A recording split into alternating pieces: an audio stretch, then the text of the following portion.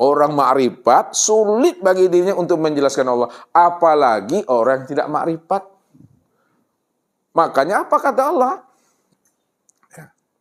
Haram bagi seseorang apabila dia menjelaskan tentang aku, padahal dia sendiri tak pernah kenal dengan aku. Jadi kalau kita belum sampai kepada dirinya, kita belum kenal, kita belum berjumpa, kita belum bermusyahadah, kita belum bertatap wajah, jangan mencoba-coba untuk menerangkan dan menjelaskannya. Haram hukumnya kata Tuhan. Gak boleh. Karena kita sendiri saja tidak paham. Bagaimana orang akan paham terhadap apa yang kita sampaikan kepada mereka. Makanya orang yang sudah sampai kepada pemahaman Allah itu, dia cukup melihat, menikmati, dan menyaksikan.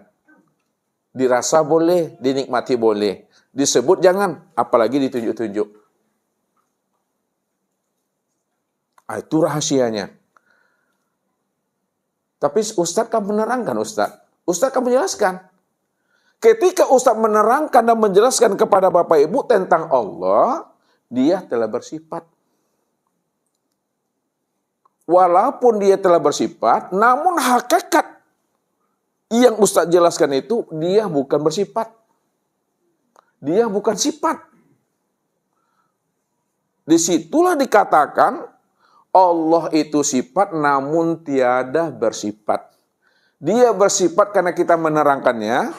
Lalu bagaimana supaya dia tidak bersifat? Jangan disebut, jangan diterangkan, jangan dijelaskan. Diam saja Bapak Ibu.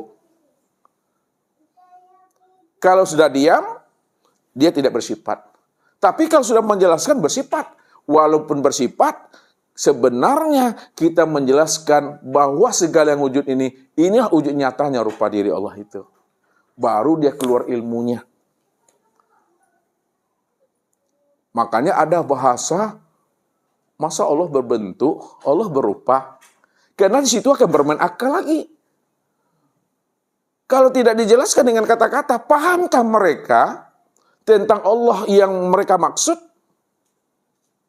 Kan tidak. Contoh, Bapak Ibu sudah kenal tentang Allah. Allah itu zahir dan batin, awal dan akhir, yang wujud semata-mata. Lalu Bapak Ibu ingin mengenalkan Allah ini kepada anak dan menantu. Namun cara Bapak Ibu menjelaskannya, Bapak Ibu diam saja kepada anak dan menantu itu. Paham tak anak menantu itu tentang Allah? Kenapa tidak paham? Karena Bapak Ibu diam saja, mana dia paham? Lalu bagaimana supaya anak menantu itu paham tentang Allah? Dijelaskan melalui kata-kata. Ketika kita jelaskan melalui kata-kata, di situ Allah telah bersifat. Walaupun bersifat, hakikatnya tiada bersifat. Maka muncullah ilmu untuk menerangkannya. Lihat. Zat, sifat. Yang dikatakan sifat itu adalah zat yang disifati. Yang dikatakan sifat adalah zat yang disifati. Itu maknanya, siapa sebenarnya sifat itu? Sifat itulah sebenarnya nyatanya zat. Itu memahaminya. Atau yang kedua, untuk melihat zat, lihat kepada sifat. Kenapa untuk melihat zat lihatnya kepada sifat? Halo? Kenapa untuk melihat zat lihatnya kepada sifat? Karena sifat itu kenyataan zat. Kalaulah sifat ini kenyataan zat, maka siapa sebenarnya sifat itu? Kalau memang sifat itu kenyataan zat, zatlah yang sebenar-benarnya. Siapa sifat? Sifat ini yang disebut namanya Muhammad. Siapa zat? Zat ini disebut namanya dengan Allah. Untuk mengenal Allah, kenalilah Muhammad. Apa sebabnya untuk mengenal Allah dengan jalan mengenal Muhammad? Karena Muhammad itulah kenyataan Allah. Kalaulah Muhammad itu kenyataan Allah, maka siapa sebenarnya Muhammad itu? Itulah wujud nyatanya Allah itu. Ya dialah itu Bapak Ibu. Terakhir, berpisahkah zat dengan sifat? Berpisahkah Allah dengan Muhammad?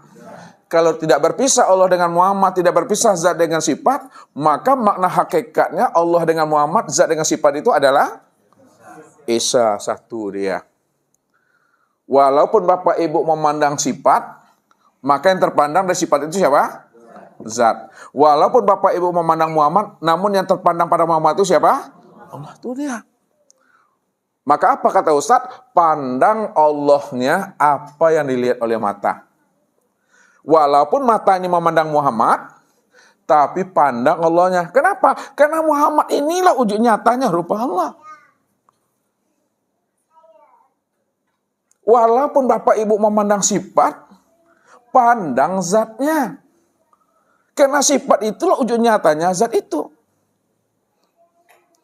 Nah sekarang mana yang sifat, mana yang Muhammad itu? Yang dikatakan sifat dan Muhammad itu adalah sekalian A-nya. Apapun bentuk dan rupanya, sifat namanya. Apapun bentuk dan rupanya Muhammad namanya. Maka alam inilah nyatanya Allah.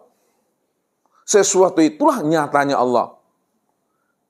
Kalaulah sesuatu itu nyatanya Allah, alam itu nyatanya Allah, maka jangan disandingkan Allah dengan yang tidak pernah ada.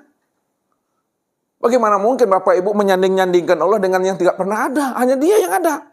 Kalau Dia yang ada, siapa alam? Siapa sesuatu? Alam dan sesuatu itu nyatanya rupa diri Allah. Bentuk lain daripada rupa dirinya. Itu maksudnya ilmu itu Bapak Ibu. Udah paham Bapak Ibu di sini? Barulah dikatakan puncak kepahaman Bapak Ibu itu fana billah. Kalau Bapak Ibu sudah paham hanya Allah saja satu-satunya, maka puncak ibadah itu fana billah. Nih, puncak ibadah fana billah.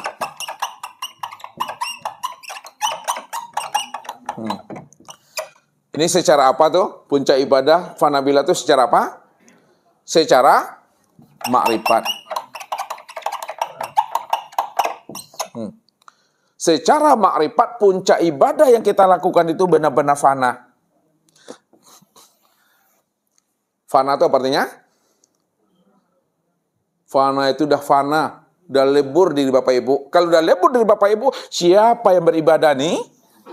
Allah yang beribadah itu. Maka nampak fiilnya Allah tuh. Nah, lihat. Nampak fiilnya itu pada tuh dia. Nampak asmanya itu pada hati. Nampak sifatnya itu pada ruh. Nampak zatnya itu pada nasir. Ya. Aku capek. Nampak fiilnya itu pada tubuh. Tubuh ini dikatakan fiil Allah. Fiil Allah itu apa artinya? Inilah yang perbuatan Allah itu. Wallahu khalaqakum wa mata. Halo. Apa yang kamu perbuat, itulah nyatanya perbuatan aku. Ayat mana yang perbuatan Allah itu pada tubuh Bapak Ibu? Mana yang dikatakan perbuatan Allah pada diri Bapak Ibu yang mana? Ini udah mulai panas mesinnya nih. Mana yang perbuatan Allah pada diri Bapak Ibu? Satu-satu saya tanya dulu. Dewi dulu. Yang dikatakan perbuatan Allah pada diri Dewi yang mana? Yang sama. Itu apa lagi? Jangan takut sama Ustaz. Ini pucat kali wajahnya. Mana yang perbuatan Allah pada diri Dewi? Jambak. Apanya? Sama.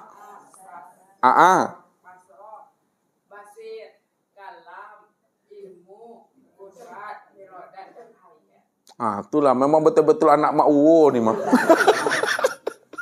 Yang dikatakan perbuatan Allah pada di Bapak Ibu itu adalah sama, basor, kalam, ilmu, kudorat, irodat, hayat.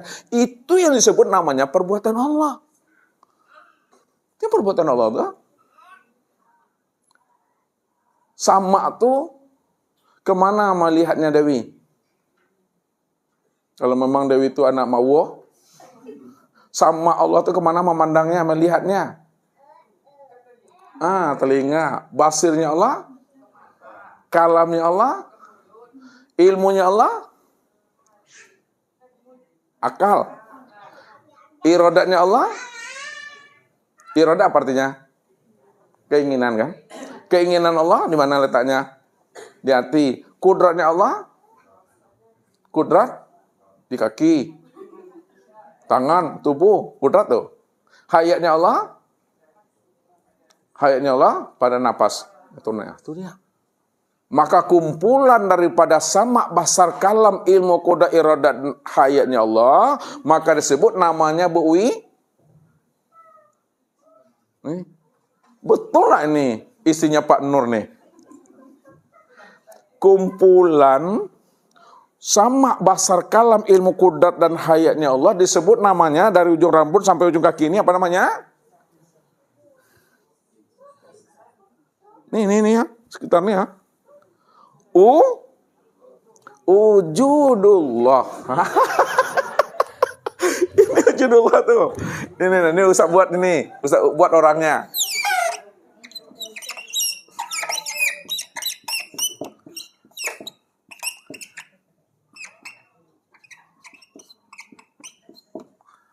Ini kan sama di telinga, basor di mata, kalam di mulut, ilmu di akal, iradat di hati, kudratnya pada kaki, tangan, itu tubuh. Ya, hayat itu pada napas yang keluar masuk pada hidung. Kumpulan ini mulai dari ujung rambut sampai ujung kaki inilah yang disebut namanya wujudul, atau nama lainnya apa? Ainullah. Disitulah Allah mengatakan inna rabbaka ahatta bin nas. Apa artinya? Sesungguhnya Allah itu sudah meliputi diri manusia. Meliputi. Apa maksud meliputi? Dialah yang wujud. Dia yang sama basar kalam itu tidak ada wujud yang lain. Kalau dia sudah meliputi wujud manusia, hilanglah manusia itu. Nyatalah Allah itu yang dikatakan manusia yang sebenarnya. Rupanya Bapak Ibu, diri Bapak Ibu inilah diri Tuhan yang secara asli. Diri Bapak Ibu dan diri zat yang bernama Allah. Yang menjadi masalahnya, yakin Bapak Ibu apa yang saya sampaikan itu aja lagi. Kalau yakin selamatlah tuh dah. Kalau tidak yakin ditangkuk ragu, terima sila julu-julu beko. Ya? Tahu maksud saya terima julu-julu tuh? Wa may yartadib minkum an dinihi fayamut fahuwa kafir. Siapa yang tidak yakin, bimbang ragu dia, tak yakin dia aku ini nyatanya dirinya, nyatanya dia itu, itulah nyatanya rupa diriku.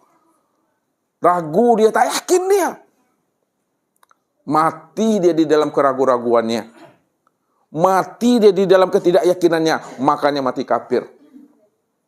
Ulaika alladzina kafaru bi ayatina biliqaihi fahabitat a'maluhum fala nuqimu lahu yaumal qiyamatil wazna. Barang siapa yang kafir, tidak yakin dia, tak yakin, tak beriman dia, tak percaya dia, aku ini nyata dirinya, dan tak yakin juga dia, aku berjumpa pada dirinya. Tak yakin dia perjumpaannya, aku nyata pada dirinya, maka seluruh amalnya aku batalkan. Dan tidak ada yang bisa aku hisap lagi. Habis semuanya. Ini memahaminya.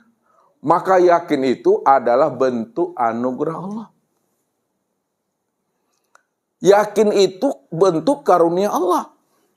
Walakinnallaha habbaba ilaikumul imana wa zayyanahu fi qulubikum. Aku yang membuat hatimu tuh yakin kepada aku. Percaya kepada aku, beriman kepada aku. Tak ragu kamu dengan aku, karena aku cuma yang ada, yang wujud dahulu, sekarang yang akan datang. Aku ini yang dirimu itulah nyatanya aku. Maka selamatlah kamu oleh Tuhan. Itulah yang dikatakan orang yang benar-benar mendapat petunjuk. Jadi orang yang sebenar-benar mendapat petunjuk itu adalah orang yang sudah mengenal, melihat, dan menyaksikan Allah sempurna pada dirinya ini. Walaupun Ustaz katakan sempurna pada dirinya, namun ingat dirinya bukanlah dirinya. Akan tetapi dirinya bentuk lain daripada rupa dirinya Allah. Allah lah dirinya itulah wujud nyatanya Allah itu. Setelah itu diam sajalah Bapak lagi itu. Jangan disebut juga lagi itu. Nah, kalau disebut itu dalam rangka taklim wal muta'allim, dalam rangka belajar. Kalau udah paham, turunkan dia ke bahasa syariat.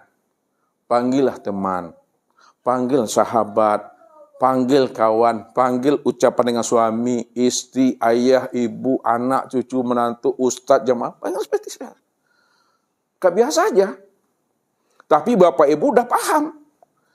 Yang dipanggil sebutannya itu tiada lain dia. Bawakan ke contoh beras dengan lontong, beras dengan nasi itu. Seperti itu memahaminya. Itu untuk menghantarkan paham. Ya, supaya dapat kita pahamnya.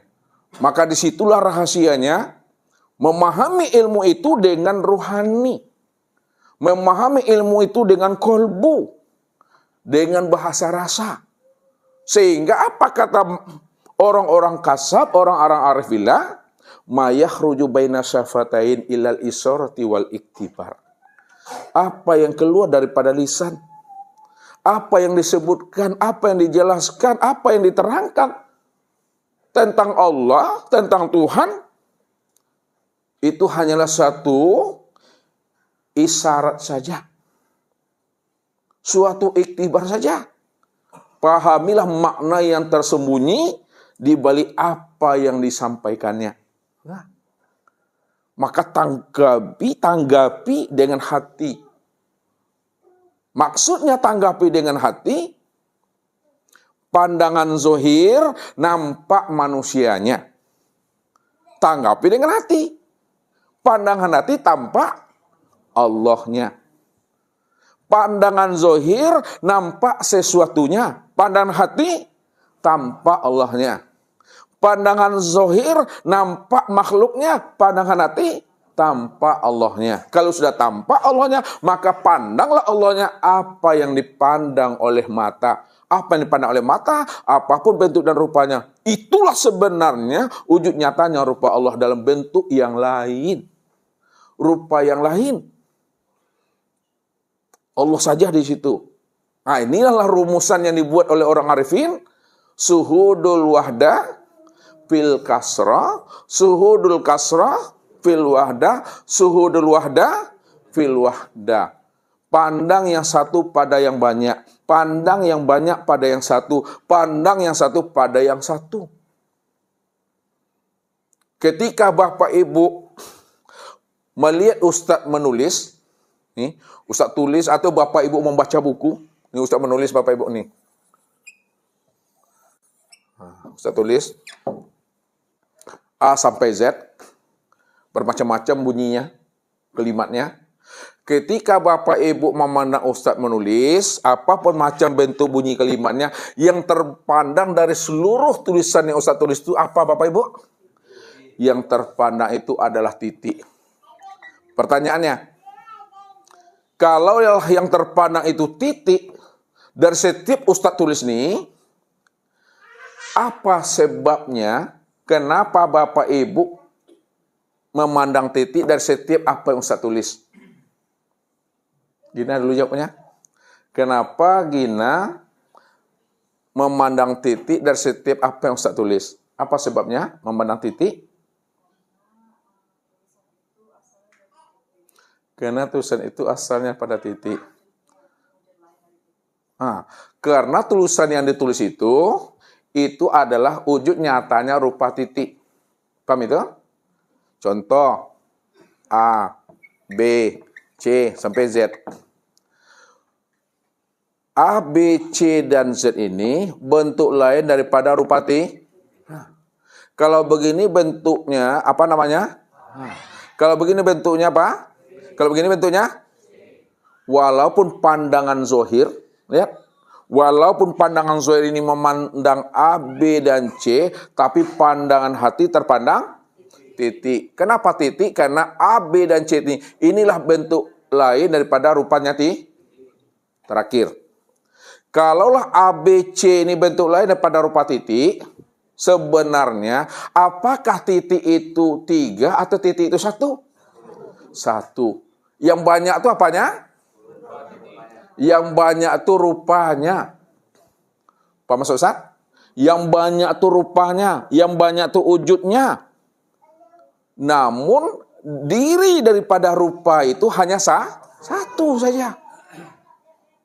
Jadi secara syariat banyaklah rupa Allah tuh. Kenapa secara syariat, secara pandang ini banyak rupa Allah? Karena segala yang wujud ini itu bentuk lain daripada rupa dirinya. Kalau rupanya banyak, wujudnya banyak, apakah wujudnya banyak atau wujudnya satu? Satu wujudnya. Kalau satu wujudnya, maka segala bentuk dan rupa itulah wujud diri yang satu. Disitulah dibahasakan bahwa segala bentuk dan rupa itu adalah tajalli dirinya. Itu bahasa hakikatnya. Tajalli itu artinya kenyataan dirinya. Ya. Disitulah Ustaz sampaikan, pandangan zahir nampak sesuatu, pandangan hati tanpa Allahnya. Maka jangan Bapak Ibu tertipu memandang bentuk dan rupa. Pahamilah segala bentuk dan rupa itulah bentuk lain daripada rupa dirinya. Ini pahami di situ. Disitulah sudah melihat Bapak Ibu, sudah berjumpa dengan Bapak Ibu itu, dengan Allahnya. Kalau udah berjumpa, barulah karam diri itu. Nah, fana diri itu nih, fana. Kalau udah fana diri kita, diri siapa yang ada tuh? Diri Allah. Kalau sudah diri Allah, adakah bahasa melihat? Adakah bahasa menyaksikan? Adakah bahasa berjumpa? Adakah bahasa bertatap wajah? Adakah bahasa marifat? Tidak ada. Habis semua ilmu tuh. Ya, habis semua ilmu, habis semua kata, habis semua bahasa. Tidak ada bisa dibahasakan lagi, tidak ada bisa dikatakan lagi. Semuanya dia. Udah terang, udah jelas tuh Bapak Ibu. Maka nikmati saja, rasakan saja, lihat dan saksikan saja. Imani, itulah bahasanya. Ya, kok sakit berubah itu bahasa Ustadz itu ha. Panek Ustadz, aku pantale kok istirahat ya kumah. Ya, haus minum, lapar makan. Ya, itulah dia. Kantuk, bawa tidur. Itu ilmunya, jadi nggak ada lagi menyalah-nyalahkan. Kalau Bapak Ibu menyalah-nyalahkan seseorang, tanda masih jauh tuh. Kenapa tanda masih jauh? Karena tak mampu memandang Allahnya di situ. Kalau Bapak Ibu sudah menyalah-nyalahkan diri, sudah mulai ada tanda dekat tuh. Ya. Tapi kalau Bapak Ibu tidak ada lagi menyalah-nyalahkan orang, tidak ada lagi menyalah-nyalahkan diri, tanda udah sampai itu dah. Apa maksudnya tanda udah sampai? Bahwa yang dipandang dengan yang dipandang satu juga. Siapa yang satu tuh? Allah saja semata-mata. Disitulah berlaku yang sudah sampai diuji dengan syukurnya.